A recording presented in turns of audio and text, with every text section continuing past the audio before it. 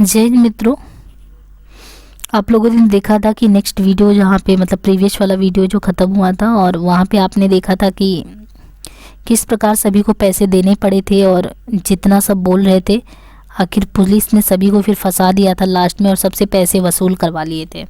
सबको बड़ी तड़कनी लगी थी एक तरीके से। यहाँ पे था कि अब चीज़ें आगे हो गई, सब कुछ क्लियर हो गया, झगड़ा लड़ाई जो होना था हो गया, दरोगा आके चला गया। हीरा का था कि कहीं पता ही नहीं चल रहा था और दिन गुजरते जाते थे। होरी जहाँ तक दौड़ धूप सका था दौड़ा, फिर हार कर आखिर बैठ गया। खेती बाड़ी की भी फिक्र करनी थी, अकेला आदमी क्या क्या करता। और अब अपनी खेती से ज़्यादा फिक्र थी पुनिया की, क्योंकि पुनिया हीरा की पत्नी थी। और इन लोगों में ये था कि जो एक प्रेम होता है, पारिवारिक प्रेम मतलब कि संयुक्त परिवार का आस्था, भले ही बिलगाव हो गया हो, अलगाव हो गया हो, पर उससे कोई फ़र्क नहीं पड़ता। होरी को लगता था मेरी जिम्मेदारी कहीं ना कहीं पुनिया भी है, अपना खेत में काम हो या ना हो, लेकिन पुनिया को, क्योंकि वो अकेले अब रह गई है। पुनिया की खेती की पुनिया अब अकेली होकर और भी प्रचंड हो गई थी। होरी को अब उसकी खुशामद करते बीतती थी। हीरा था तो वह पुनिया को दबाए रहता था। उसके चले जाने से पुनिया पर कोई अंकुश नहीं रह गया था। होरी की पट्टीदारी हीरा से थी, पुनिया अबला थी, उससे वह क्या तनातनी करता। और पुनिया उसके स्वभाव से परिचित थी और उसकी सज्जनता का उससे खूब टुंड देती थी। खैरियत यही हुई कि कारकुन साहब ने पुनिया से बकाया लगान वसूल करने की कोई सख्ती नहीं की थी, केवल थोड़ी सी पूजा लेकर राजी हो गए थे। नहीं, होरी अपनी बकाया के साथ उसकी बकाया चुकाने के लिए भी कर्ज लेने को तैयार था। हुआ क्या, सावन में धान की रोपाई की ऐसी धूम रही कि मजूर नहीं मिल रहे थे और होरी अपने खेतों में धान न रोप सका। लेकिन पुनिया के खेतों में कैसे न रोपाई होती। होरी ने पहर रात तक काम करके उसके धान रोपे। अब होरी ही तो उसका रक्षक है। अगर पुनिया को कोई कष्ट हुआ तो दुनिया उसी को तो हंसेगी। ये होता संयुक्त परिवार की आस्था। आप प्रेमचंद जी की ऐसे और भी कहानियों में, अलगोजा कहानी में ये चीज़ देखेंगे कि वहाँ पे भी आप देखते हैं कि जब नहीं रह जाते हैं उनके पति, तो जो एक तरीके से हमेशा आपने देखा कि लगातार एक पीड़ा दंश झेलने को मिला था, फिर भी पत्नी नहीं थी तो भी वो मदद करने को तैयार थे। मतलब आप इनके पात्रों को देखेंगे इस तरीके से बनाते हैं। मुलिया थी जो, तो ऐसे पात्रों का अपने तरीके से प्रेमचंद जी रचते कि इनमें पारिवारिक आस्था कितनी ज़्यादा भरी होती है। और कुछ भी वो खुद अपनी जिम्मेदारी संभाल के और समझ कर उसको काम करने लगते हैं, कोई समझाने नहीं आता। आज रक्षक कौन है इनका? होरी ही है। नतीजा ये हुआ कि होरी को खरीफ फसल में बहुत थोड़ा अनाज मिला और पुनिया के बखार में धान रखने की जगह नहीं रही। होरी और धनिया में उस दिन से बराबर मनमुटाव चला आता था। गोबर से भी होरी की बोलचाल बंद थी। माँ बेटे ने मिलकर जैसे उसका बहिष्कार कर दिया था। अपने घर में परदेसी बना हुआ था। दो नावों पर सवार होने वाली की जो दुर्गति होती है वही आज उसकी हो रही थी। दो नावों पर सवार होने वाली की जो दुर्गति होती वही उसकी हो रही थी। गांव में भी अब उसका उतना आदर नहीं था। धनिया ने अपने साहस से स्त्रियों को ही नहीं पुरुषों का नेतृत्व भी प्राप्त कर लिया था। महीनों तक आसपास के इलाकों में कांड की खूब चर्चा रही, यहाँ तक कि वह अलौकिक रूप तक धारण करता जाता था। धनिया नाम है उसका जी, भवानी का इष्ट है उसे। दरोगा जी ने जेव ही उसके आदमी के हाथ में हथकड़ी डाली कि धनिया ने भवानी का सुमिरन किया। भवानी उसके सिर आ गई। फिर तो उसमें इतनी शक्ति आ गई, उसने एक झटके में पति की हथकड़ी तोड़ डाली और दरोगा की मूछें पकड़कर उखाड़ ली। फिर उसकी छाती पर चढ़ बैठी। दरोगा ने जब बहुत मानता की तब जाकर उसे छोड़ा। कुछ दिन तक तो लोग धनिया के दर्शनों को आते रहे। गांव में देख रहे हैं कि किस तरीके से मतलब एक फैल जाता है कुछ भी, लोग उसके दर्शन के लिए आने लगे। वह बात अब पुरानी पड़ गई थी, लेकिन गांव में धनिया का सम्मान अब बहुत बढ़ गया था।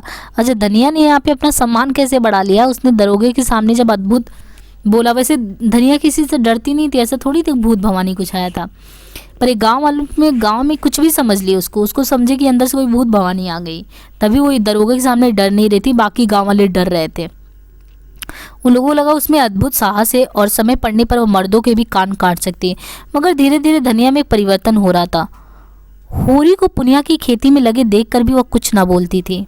परिवर्तन ना, नहीं तो उसको गुस्सा आता ना, पुनिया के खेत में क्यों कर रहे हैं, उसकी गाय को मारा। लेकिन अब उसमें एक परिवर्तन है, और ये इसलिए नहीं कि वह होरी से विरक्त हो गई थी, बल्कि इसलिए कि पुनिया पर अब उसे भी दया आती थी।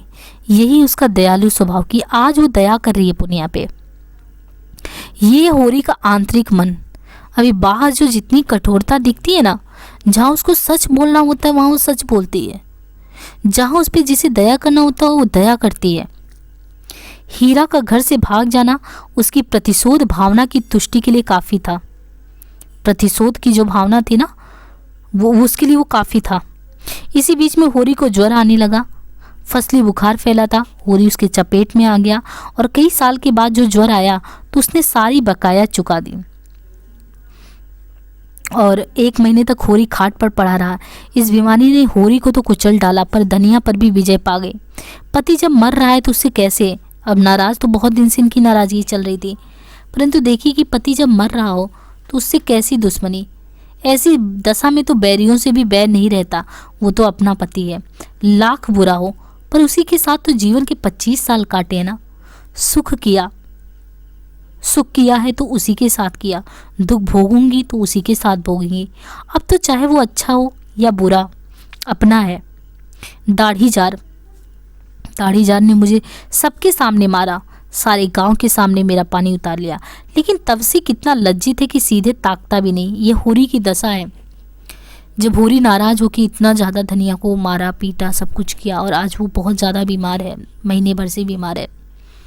धनिया को लग रहा है कि जीवन में जितना समय हमने बिताया वो पति के साथ बिताया, पति के साथ कोई वैर कैसे कर सकता, और ख़ासकर जब वो बीमार है कोई बैरियों से भी बैर नहीं करता अगर वो किस कंडीशन में हो।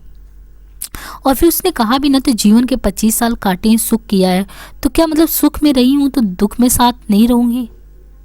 भले ही उसने मुझे गांव के सामने मेरी इज्जत उतार दी हो, वैसे भी तो वो शर्मिंदा है ना, तब से मुझे ढंग से ताकता भी नहीं, सिर झुकाए खाकर उड़ जाता है, डरता रहता है कि मैं कुछ कह ना दूँ। होरी जब अच्छा हुआ तो पति पत्नी में मेल हो गया था। एक धनिया ने कहा, तुम्हें इतना गुस्सा कैसे आ गया, मुझे तो तुम्हारे ऊपर कितना ही गुस्सा है मगर हाथ नहीं उठाऊंगी।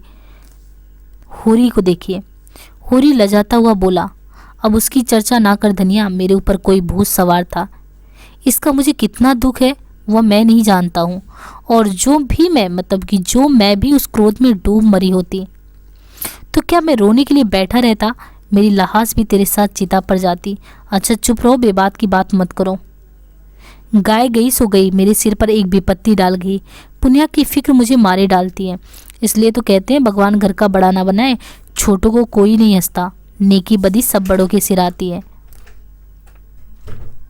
माघ के दिन थे, मेघावट लगी हुई थी, घटाटोप अंधेरा छाया हुआ था। एक तो जाड़ों की रात, दूसरे माघ की वर्षा, मौत का सा सन्नाटा छाया हुआ था, अंधेरा तक सूझता था। होरी भोजन करके पुनिया के मटर के खेत की मेड़ पर अपनी मड़ैया में लेटा हुआ था, चाहता था शीत को भूल जाए और सो रहे, लेकिन तार तार कंबल और फटी हुई मिर्जई और शीत के झोंकों से गीली पुआल, इतने शत्रुओं के सम्मुख आने की नींद में साहस ना था। आज तमाकू भी ना मिला कि उसी से मन बहलाता, उपला सुलगा लाया था पर शीत में वो भी बुझ गया था। बेबाय पट्टे पैरों को पेट में डालकर और हाथों को जांघों के बीच दबाकर और कंबल में मुंह छिपाकर अपनी ही गर्मी सांसों से अपने को, मतलब एक तरीके से होता नहीं कि जैसे पूस की रात बहुत ठंड है और इस तरह गर्म सांसों से अपने को गर्म देने की चेष्टा कर रहा था। 5 साल हुए ये मिर्जई बनवाई थी, मतलब रजाई जो था धनिया ने एक प्रकार से ज़बरदस्ती ही बनवा दी थी। वही जब एक बार काबुली से कपड़े लिए थे, जिसके पीछे कितनी सासत हुई, कितनी गालियाँ खानी पड़ी, और कंबल तो उसके जन्म से भी पहले का है।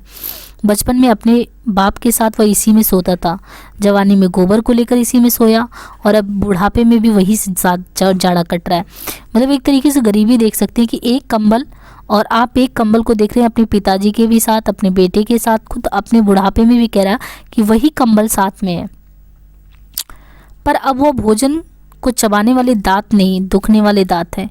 जीवन में ऐसा तो कोई दिन ही नहीं आया कि लगान और महाजन को देखकर कभी कुछ बचा हो, और बैठे बिठाए वह एक नया जंजाल पड़ गया। ना करो तो दुनिया हंसे, करो तो ये संशय बना रहे कि लोग क्या कहते हैं। सभी समझते कि दुनिया को लूट लेता है, उसकी सारी उपज घर में भर लेता है। एहसान तो क्या होगा, उल्टा कलंक लग रहा है। और उधर भोला कई बार याद दिला चुका है कि कहीं कोई सगाई का डौल करो, यानी जिसकी वजह से गाय लेके आए थे ना, गाय तो रही नहीं पर उसकी सगाई कराने की बात करके आए थे। अगर वो नहीं करेंगे तो फिर काम कैसे चलेगा, वो बराबर याद दिलाता रहता है। अब काम नहीं चलता। शोभा उसे कई बार कह चुका है कि पुनिया के विचार उसकी ओर से अच्छे नहीं है। ना हो, पुनिया की गृहस्थी तो उसे संभालनी ही पड़ेगी, चाहे हंसकर संभाले या रोकर। धनिया का दिल भी अभी तक साफ नहीं हुआ, अभी तक उसके मन में मलाल बना हुआ है। मुझे सब आदमियों के सामने उसको मारना नहीं चाहिए था, जिसके साथ 25 साल गुजर गए, उसे मारना, और वो भी सारे गांव के सामने। मेरी नीचता थी, लेकिन धनिया ने भी तो मेरी आबरू उतारने में कोई कसर नहीं छोड़ा। मेरे सामने से कहता कतरा कर निकल जाती, जिसे कभी की जान पहचान ही नहीं। कोई बात कहनी होती है तो सोना या रूपा से कहलाती है। देखता उसकी साड़ी फट गई है, मगर कल मुझसे कहा भी तो सोना की साड़ी के लिए, अपनी साड़ी का नाम तक नहीं लिया। सोना की साड़ी अभी 2-1 महीने थिंगलियाँ लगाकर चल सकती है, उसकी साड़ी तो हमारे पेवंदों की बिल्कुल कथरी हो गई है। और फिर मैं ही कौन उसका मनोहार रहा हूँ। अगर मैं ही उसके मन को 2-4 बातें कर रहता तो कौन छोटा हो जाता। यही तो होता, वो थोड़ा सा आदरवान कराती, 2-4 लगने वाली बातें कहती तो कि मुझे चोट लग जाती, लेकिन मैं बुढ़ा होकर भी उल्लू बना रहा। वह तो कहो इस बीमारी ने आकर उसे नर्म कर दिया, नहीं जाने कब तक मुंह फुलाए रहती। और आज उन दोनों में जो बातें हुई थी वह मानो मुख्य भोजन थी। वह दिल से बोली थी और होरी गदगद हो गया था। उसके जी में आया उसके पैर पर सिर रख दे और कहे मैंने तुझे मारा है तो ले मैं सिर झुकाए लेता हूँ, जितना चाहे मार ले, जितनी गालियाँ देना चाहे दे ले। सहसा उसे मड़ैया के सामने चूड़ियों की झंकार सुनाई दी। उसने कान लगाकर सुना, वहाँ पे कोई था, पटवारी की लड़की होगी, ऐसा उसको लगा, क्योंकि ये बैठे बैठे होरी वहाँ पे सोच रहा था। उसने सोचा कि पटवारी की लड़की होगी, चाहे पंडित की घरवाली होगी, मटर उखाड़ने आई होगी। न जाने क्यों इन लोगों की नीयत इतनी खोटी है। सारे गांव से अच्छा पहनते, सारे गांव से अच्छा खाते हैं, घर में हजारों रुपए गड़े हैं, लेन देन करते, ढ्योड़ी सवाई चलाते हैं, घूस लेते हैं, दस्तूरी लेते, एक न एक मामला खड़ा करके हमा सुमा को पीसते रहते। फिर भी नीयत का यह हाल है। बाप जैसा होगा वैसी ही संतान भी होगी, ऐसा होरी के मन से निकलता है उन लोगों के, क्योंकि ये सब इतने अमीर लोग हैं गांव के, और ये लोग ऐसी हरकत करते हैं, रात में चुराते हैं। और आप नहीं आते, औरतों को भेजते हैं। अभी उठकर हाथ पकड़ लूँ तो क्या पानी रह जाए। नीच कहने को नीच, जो ऊंचे हैं उनका मन तो और नीचा है। औरत जात का हाथ पकड़ते भी तो नहीं बनता, आँख को देखकर मक्खी निकलनी पड़ती है। उखाड़ ले भाई, जितना तेरा जी चाहे उखाड़ ले, समझ में नहीं आता। बड़े आदमी अपनी लाज न रखें, छोटों को तो उनकी लाज रखनी ही पड़ेगी। मगर नहीं, ये तो धनिया है, पुकार रही है। धनिया ने पुकारा, सो गए कि जागते हो, क्योंकि वो खेत में अकेले थे और धनिया तो घर पे थी। उधर से धनिया पुकारती हुई आई कि अरे सुनते हो, कहाँ पे हो, वहीं पे हो। होरी को लगा वो कैसे रात में आ गई। होरी झटपट उठा और मड़ैया के बाहर निकल आया। आज मालूम होता है कि देवी प्रसन्न हो गई है, उसे वरदान देने आई। इसके साथ ही मतलब उन्होंने कहा एक होरी मतलब उन्होंने कहा कि देखो, एक तो मतलब एक तरीके से देखा जाए तो कहीं ना कहीं इस बादल बूदी और जाड़े पाले में इतनी रात गए, उसका आना शंकाप्रद भी लगा, लेकिन थोड़ा सा लगा कि ज़रूर कोई ना कोई बात होगी। बोला ठंडी के मारे नींद भी आती है, तो इस जाड़े पाले में कैसे आई, कुशल तो है। हाँ सब कुशल है। गोबर को भेजकर मुझे क्यों नहीं बुलवा लिया। धनिया ने कोई उत्तर नहीं दिया। मड़ैया में आकर पुआल पर बैठती हुई बोली, गोबर ने तो मुंह में कालिख लगा दी, उसकी कन्नी क्या पूछते हो। जिस बात की डरती थी वही, मतलब कि डर था वही हो गया। एक्चुअली ये जो गोबर था ना, वो गोबर किसको लेके आ गया था, झुनिया को। और झुनिया कौन थी, भोला की बेटी। झुनिया की पहले शादी हुई थी तो वो पति छोड़ उड़ दिया था, मतलब पति का मतलब देहांत हो गया था। और फिर ये जो गोबर था, गोबर झुनिया को लेके रात में ही चला आया था वो वहाँ से। और भोला ये वही ग्वाला है जिसके गाय को ये लेके आए थे। पूछा क्या हुआ, किसी से मार पीट कर बैठा क्या। अब मैं जानूँ क्या कर बैठा, चलकर पूछो उसी से। अब उसको उसके लिए संबोधन इस तरीके से किए, क्या कहती है तो, बोरा तो नहीं गई। हाँ बोरा क्यों नहीं, बात ही ऐसी हुई कि छाती दोगुनी हो जाए। होरी के मन में प्रकाश की एक लंबी रेखा ने प्रवेश किया। साफ साफ क्यों नहीं कहती, मतलब कि किसको, मतलब उसको संबोधित करे, राउंड कर रही है तो कह रही कि यही किसको कह रही हो, उसी झुनिया को कह रही हूँ। और किसको, तो झुनिया क्या यहाँ आई है, और कहाँ जाती, पूछता कौन उसे। गोबर क्या घर में नहीं है, गोबर का कहीं पता नहीं, जाने कहाँ भाग गया। इसे 5 महीने का पेट भी है। होरी सब कुछ समझ गया, मतलब होरी को ये लगा कि मतलब होरी सब कुछ समझ गया। गोबर को बार बार अहिराने जाते देखकर वह खटका जरूर था, मगर उसे ऐसा खिलाड़ी नहीं समझता था। युवकों में कुछ रसिकता होती है, इसमें कोई नई बात तो नहीं है, मगर जिस रूई के गाले को उसने नीले आकाश में हवा के झोंके से उड़ते देखकर केवल मुस्कुरा दिया था, वह सारे आकाश में छाकर उसके मार को इतना अंधकारमय बना देगा, ये तो कोई देवता भी नहीं जान सकता था। गोबर ऐसा लंपट निकलेगा। वह सरल गवार जिसे वह अभी बच्चा समझता था, लेकिन उसे भोज की चिंता न थी, पंचायत का भय ज्यादा था। झुनिया घर में कैसे रहेगी, और इसकी चिंता भी उसे न थी। उसे चिंता थी गोबर की, लड़का लज्जाशील है, अनाड़ी है, आत्माभिमानी है, कहीं कोई नयन मतलब कि नादानी न कर बैठे। घबराकर बोला। जूनियर ने कुछ कहा नहीं। गोबर कहाँ गया, उसे कह कर गया होगा। धनिया झुंझलाकर बोली। इसको गुस्सा आ गया। तुम्हारी अक्ल तो घास खा गई है। उसकी चहेती तो यहीं बैठी है, भाग कर जाएगा कहाँ? यहीं कहीं छिपा बैठा होगा। दूध थोड़े ही पीता है कि खो जाएगा। मुझे तो इस कलमुही झुनिया का चिंता है, किसी का क्या करूं? अपने घर में तो मैं झन भर भी ना रहने दूं। जिस दिन गाय लेने गया उसी दिन से दोनों में ताक झाक होने लगी। पेट ना रहता तो अभी बात ना खुलती, मगर जब पेट रह गया तो झुनिया लगी खबड़ाने। कहने लगी कहीं भाग चलो। गोबर टालता रहा। एक औरत को साथ लेके कहाँ जाएगा? कुछ ना सूझा। आखिर जब कुछ नहीं सूझा तो सिर पर आके खड़ी होगी। मुझे यहाँ से ले चलो। नहीं, मैं परान दे दूंगी। तो बोला तू चल कर मेरे घर में रह, कोई कुछ नहीं बोलेगा। और क्या बोले? और गोबर ने इतना सिखा दिया था, बोला कि आराम से घर में चल, कोई नहीं बोलेगा, और अम्मा जो है ना, अम्मा को मैं मना लूँगा। ये गधी उसके साथ चली आई। कुछ दूर तो आगे आगे आता रहा, फिर ना जाने किधर खसक लिया। ये खड़ी खड़ी उसे पुकारती रही। जब रात भीग गया और वो लौटा नहीं, भागी यहाँ चली आई। मैंने तो कह दिया जैसा किया है वैसा फल भोगेगा। चुड़ैल ने लड़के को चौपट कर दिया। तब से बैठी रो रही है, उठती ही नहीं। कहती अपने घर का मतलब कि उस तरीके से करेगी, अपने घर कौन मुंह लेकर जाऊं? भगवान ऐसी संतान से तो बाजी रखे तो अच्छा है। सवेरे होते होते सारे गांव में कांव कांव मच जाएगी। ऐसा जी होता है कि माहौर खा लूँ मैं तुमसे कह देती हूँ, मैं अपने घर में नहीं रखूँगी। गोबर को रखना हो अपने सिर पर रखें। मेरे घर में ऐसी छत्तीसियों के लिए जगह नहीं है, और अगर तुम बीच में बोले तो फिर या तो तुम रहोगी या तो मैं। होरी बोला। तुझसे बड़ा नहीं, उसे घर में आने ही नहीं देना चाहिए था। सब कुछ कह के हार गई, टलती नहीं है, धरना दिए बैठी है। अच्छा चल देखूं कैसे नहीं उठती, घसीट कर बाहर निकाल दूंगा। दाढ़ीचार बोला। सब कुछ देख रहा था पर चुप्पी साधे बैठा था। बाप भी ऐसे बेहिया होते। वह क्या जानता था इनके बीच में क्या खिचड़ी पकड़ी? जानता क्यों नहीं था? गोबर दिन रात गहरे रहता था तो क्या उसकी आंखें फूट गई थी? सोचना चाहिए था। यहाँ क्यों दौड़ दौड़ के वो आता है? चल मैं झुनिया से पूछता हूँ ना। दोनों मड़ैया से निकलकर गांव की ओर चले। होरी ने कहा 5 घड़ी रात के ऊपर हो गई होगी। धनिया बोली हाँ और क्या, मगर कैसे सोता पड़ गया है। कोई चोर आए तो सारे गांव को मूछ ले जाए, क्योंकि चारों तरफ अंधेरा था, सब सो रहे थे। चोर ऐसे गाँव में नहीं आते। धनियों मतलब बताते कि चोर ऐसे गाँव में नहीं आते, धनियों के घर जाते, मतलब जो अमीर होते हैं। धनिया ने ठिठक कर होरी का हाथ पकड़ लिया और बोली देखो हल्ला ना मचाना, नहीं सारा गांव जाग उठेगा और बात फैल जाएगी। होरी ने कठोर स्वर में कहा मैं ये कुछ नहीं जानता, हाथ पकड़कर घसीट लाऊंगा और गांव के बाहर कर दूंगा। बात तो एक दिन खुलनी ही है, फिर आज ही क्यों ना खुल जाए। वह मेरे घर आई क्यों जाए? कहीं जहाँ गोबर है उसके हाथ कुकर्म किया है तो मतलब कुकर में किया है तो हमसे पूछकर किया था क्या? धनिया ने फिर उसका हाथ पकड़ा और धीरे से बोली तुम उसका हाथ पकड़ोगे तो चिल्लाएगी, तो चिल्लाया करे। मुदा इतनी रात गई, अंधेरे सन्नाटे रात में जाएगी कहाँ? ये तो सोचो, जाए जहाँ उसको सगा जहाँ पे हो। हमारे घर में उसका क्या रखा है?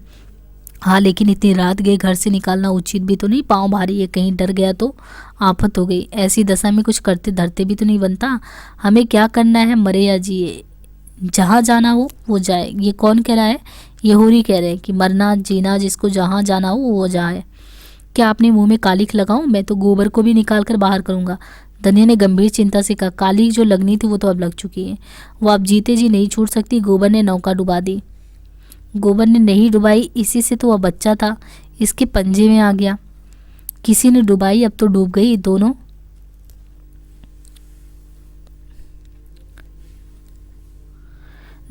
द्वार के सामने पहुंच गए। सहसा धनिया ने होरी के गले में हाथ डालकर कहा देखो तुम ही मेरी 100, उस पर हाथ ना उठाना। वह तो आप ही रो रही है, भाग की खोटी ना होती तो ये दिन क्यों आता। और होरी की आंखें आर्द्र हो गई। धनिया का अमृत स्नेह उस अंधेरे में भी जैसे दीपक के समान। उसने कहा होरी की आंखें आर्द्र हो गई। धनिया का यह अमृत स्नेह उस अंधेरे में भी जैसे दीपक के समान उसकी चिंता जर्जर आकृति को शोभा प्रदान करने लगा। दोनों ही के हृदय में जैसे अतीत यौवन सचेत उठा। होरी को इस वीत यौवना में भी वही कोमल हृदय बालिका नजर आई जिसने 25 साल पहले देखेंगे कि जिसने 25 साल पहले उसके जीवन में प्रवेश किया था। उस आलिंगन में कितना अथाह वात्सल्य था जो सारे कलंक, सारी बाधाओं और सारी मूलबद्ध परंपराओं को अपने अंदर समेट लेता था। दोनों ने याद किया। दोनों ने द्वार पर आकर किवाड़ों के दरवाजे से अंदर झांका। टीवत पर तेल की कुप्पी चल रही थी और उसके मध्यम प्रकाश में झुनिया घुटने पर सिर रखे द्वार की ओर मुंह की अंधकार में उस आनंद को खोज रही थी जो एक क्षण पहले अपनी मोहिनी छवि दिखाकर विलीन हो गया था। वह आफत की मारी व्यंग बाड़ों से आहत और जीवन के आघातों से व्यथित किसी वृक्ष की छां खोजती फिरती, और उसे एक भवन मिल गया था जिसके आश्रय में वह अपने को सुरक्षित और सुखी समझ रही थी। पर आज वह भवन अपना सारा सुख विलास लिए अलादीन के राजमहल की भांति गायब हो गया था और भविष्य एक विकराल दानव के समान उसे निगल जाने को खड़ा था। एकाएक द्वार खुलता होरी को आते देखकर वह भय से और कांपने लगी। कांपती हुई उठी और होरी के पैरों पर गिरकर रोती हुई बोली, दादा, अब दादा तुम्हारे सिवाय कोई नहीं है। मुझे चाहे मारो काटो, लेकिन मैं यहाँ से दूर दुराओ मत। होरी ने झुककर उसकी पीठ पर हाथ फेरते हुए प्यार भरे स्वर में कहा, डर मत बेटी, डर मत। तेरा घर है, तेरा द्वार है, तेरे ही हम सब हैं। आराम से रह। जैसी तू भोला की बेटी वैसी ही मेरी भी है। जब तक हम जीते हैं किसी बात की चिंता मत कर। हमारे रहते कोई तुझे तिरछी आंखों से नहीं देख पाएगा। भोज भात जो लगेगा वो हम सब दे लेंगे, खातिर तो जमा कर लेंगे। झुनिया सांत्वना पाकर और होरी के पैरों से चिमट गई और बोली, दादा, अब तुम्हें मेरे बाप हो और अम्मा तुम्हें मेरी माँ हो। मैं अनाथ हूँ, मुझे शरण दो, नहीं मेरे काका और भाई मुझे कच्चा ही खा जाएंगे। धनिया अपनी करुणा के आवेश को अब न रोक पाई, बोली, तू चल कर मेरे घर में बैठ, मैं देख लूंगी काका और भैया को। संसार में उन्हीं का राज नहीं है, बहुत करेंगे, अपने गहने ले लेंगे, फेंक देना उतार के। अभी जरा देर पहले धनिया ने, अब देखिए धनिया का रूप यहाँ पे देखिए, अभी जरा देर पहले धनिया ने क्रोध के आवेश में जो झुनिया थी उसको उल्टा कहा और कलंकनी और कलमुही ना जाने क्या क्या कहा था। झाड़ू मारकर घर से निकालने की बात कही थी। अब जो झुनिया ने स्नेह, क्षमा और आश्वासन से भरे ये वाक्य सुने तो होरी के पांव छोड़कर धनिया के पांव से लिपट गई, और वही साध्वी जिसने होरी के सिवा किसी पुरुष को आंख पर देखा भी नहीं था, इस पापिष्ठा को गले लगाए उसके आंसू पोंछ रही थी और उसके त्रस्त हृदय को अपने कोमल शब्दों से शांत कर रही थी, जैसे कोई चिड़िया अपने बच्चे को। ये बहुत मार्मिक चीज है कि कोई चिड़िया अपने बच्चों के परे में छिपाए बैठी हो। होरी ने धनिया को संकेत किया, किसी कुछ खिला पिला दे और झुनिया से पूछ, क्यों बेटी, तुझे कुछ मालूम है गोबर किधर गया? झुनिया ने सिसकाते हुए कहा, मुझसे तो कुछ नहीं कहा, मेरे कारण तुम्हारे ऊपर।